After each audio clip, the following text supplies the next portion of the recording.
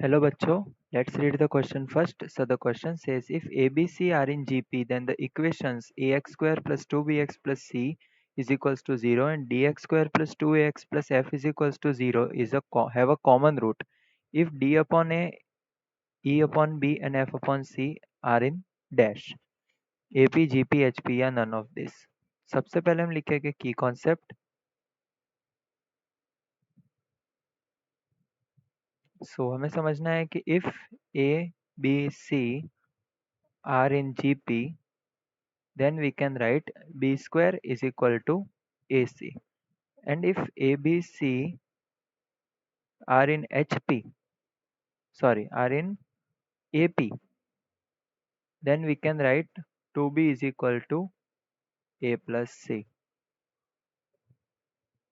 ठीक है, सो यहाँ पे हमें क्या बोला है कि A, B, C are in GP, which means B square is equal to AC. So B की वैल्यू क्या होगी?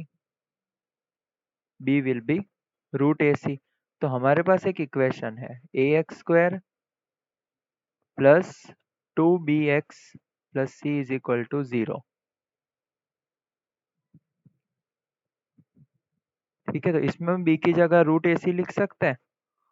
सो ये हो जाएगा 2 root A C X plus C is equal to 0.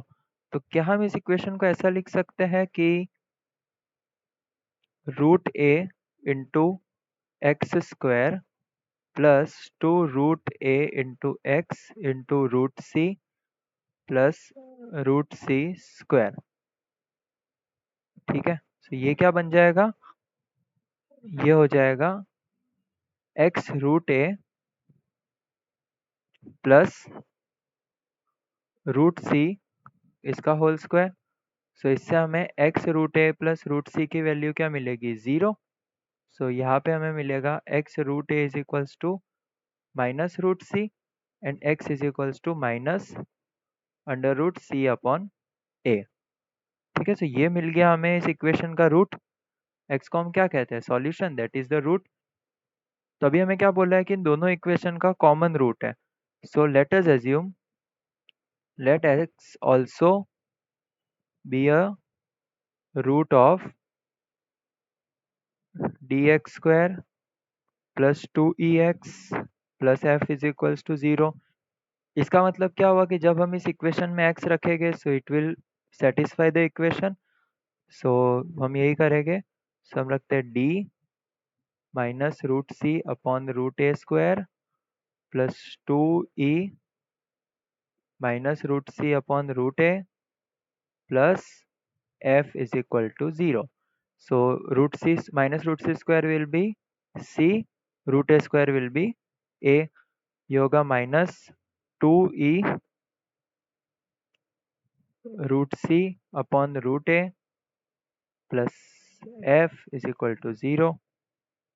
So इसको हम लिख सकते हैं dc upon a plus f is equals to minus 2e root c upon a.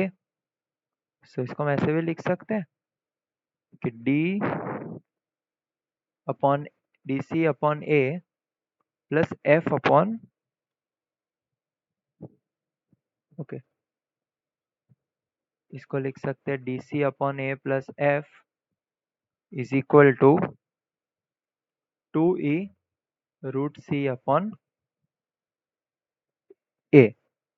Okay, अब हम क्या करते हैं, दोनों साइड या फिर इस रूट के अंदर मल्टीप्लाई करते हैं by c square multiply and divide.